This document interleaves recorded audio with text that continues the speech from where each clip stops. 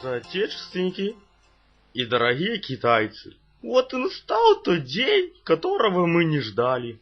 День, когда нашему дому, нашему дорогому общежитию стукнуло 10 годов. Эти 10 годов были трудными для нас.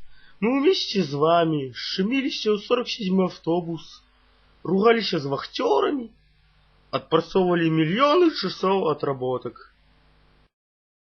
Мылись в холодной воде и пустили на дрова для шашлыков половину рощи. Были и хорошие моменты. Открылся новый магазин «Простор». Начал ездить еще один автобус 132. И, кажется, уже включили отопление. Что нас ждать у новой 10 годов? И они будут такими ж тяжкими, бо классовая борьба обвострається. Нам придется выучить китайский язык. Нам придется побудовать новую сетку за свои личные деньги. Нам придется снова-таки жить без горячей воды. Нам придется по-ранейшему писать каждую неделю заявку в сантехнику. Кстати, дорогий сантехник, поздравляю тебя с этим праздником. Але приди и сделай нам кран.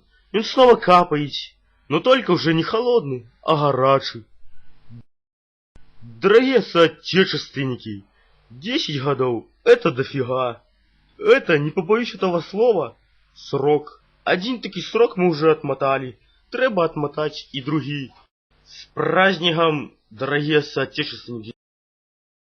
С праздником, дорогое общежитие. Ура, товарищи!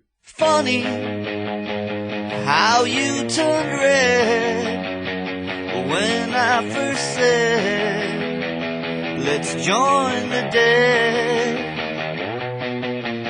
Funny, I was driving